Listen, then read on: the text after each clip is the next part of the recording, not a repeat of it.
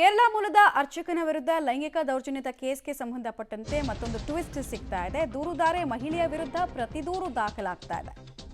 ಅರ್ಚಕ ಉನ್ನಿ ದಾಮೋದರನ್ ಪುತ್ರನಿಂದ ದೂರು ದಾಖಲಾಗಿರೋದು. ಬೆಳ್ಳಂದೂರು ಪೊಲೀಸ್ ಠಾಣೆಯಲ್ಲಿ ಈ ಕುರಿತಂತೆ ಕೇಸ್ ಕೊಟ್ಟಿದ್ದಾರೆ. ಆರೋಪ ಮಾಡಿದ ಮಹಿಳೆ ಸೇರಿ 5 ವಿರುದ್ಧ ಒಟ್ಟು ಇಲ್ಲಿ ಕಂಪ್ಲೇಂಟ್ ಅನ್ನು ಕೊಟ್ಟಿರೋದು. ದೂರುದಾರೆ ಸೇರಿ ಮೋನಿಕಾ, ಆಲಂ ಮತ್ತು ಶರತ್ ಹಾಗೂ ಮೆನನ್ ಇಷ್ಟು ಜನರನ್ನ ಬಂಧಿಸೋ ಕೆಲಸ ಕೂಡ ಆಗಿದೆ ಅನ್ನೋದರ ಮಾಹಿತಿ ಲಭ್ಯ ಆಗ್ತಾ ಇದೆ.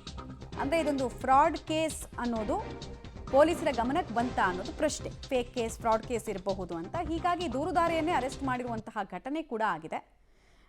ಹಣ ಮತ್ತು ಅಧಿಕಾರಕ್ಕಾಗಿ ಅರ್ಚಕನ ವಿರುದ್ಧ ಲೈಂಗಿಕ ದೌರ್ಜನ್ಯ ಪ್ರಕರಣವನ್ನು ದಾಖಲು ಮಾಡಿದಂತಹ ಆರೋಪ ವಿಚಾರಣೆ ಸಂದರ್ಭದಲ್ಲಿ ಗೊತ್ತಾಗಿದೆ. 2 ಕೋಟಿ ಹಣ ಕೊಡಬೇಕು ನೀವು, ಇಲ್ಲಾಂದರೆ ನಿಮ್ಮ ಮೇಲೆ ಇಂಥದ್ದೊಂದು ಕೇಸ್ ಹಾಕಿ ನಿಮ್ಮ ಚಾರಿತ್ರ್ಯವನ್ನು ವಧೆ ಮಾಡ್ತೀನಿ ಅಂತ ಈ ಗುಂಪೇನೋ ಪ್ಲ್ಯಾನ್ ಮಾಡಿತ್ತಂತೆ, ಹನಿ ಟ್ರ್ಯಾಪ್ ರೀತಿಯಲ್ಲಿ.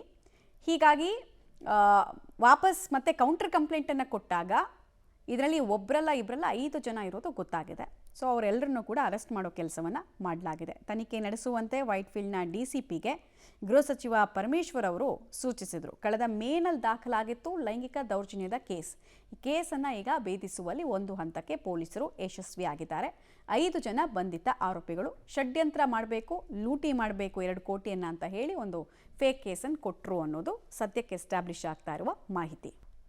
2 ಕೋಟಿ ಹಣಕ್ಕೋಸ್ಕರ ದೂರುದಾರೆ ಈ ಅರ್ಚಕ ಉನ್ನಿ ದಾಮೋದರನ್ ಹತ್ರ ಪೀಡಿಸ್ತಾ ಇರ್ತಾರಂತೆ, ಡಿಮ್ಯಾಂಡ್ ಮಾಡಿರ್ತಾರಂತೆ. ಈ ಮಹಿಳೆ ಜೊತೆಗೆ ಒಟ್ಟು 5 ಜನ, ಮಹಿಳೆ ಸೇರಿದಂತೆ ಒಟ್ಟು 5 ಜನ, ಮೋನಿಕಾ, ಆಲಂ, ಶರತ್ ಅಂತ ಈ 5 ಜನರನ್ನ ಈಗ ಅರೆಸ್ಟ್ ಮಾಡೋ ಕೆಲಸವನ್ನು ಪೊಲೀಸರು ಮಾಡಿದ್ದಾರೆ. ಬೆಳ್ಳಂದೂರು ಠಾಣೆಯಲ್ಲಿ ಮೇನಲ್ಲಿ ದಾಖಲಾಗಿದ್ದಂತಹ ಪ್ರಕರಣ 3-4 ತಿಂಗಳಲ್ಲಿ ಇಡೀ ಪ್ರಕರಣವನ್ನು ಭೇದಿಸಿದ್ದಾರೆ.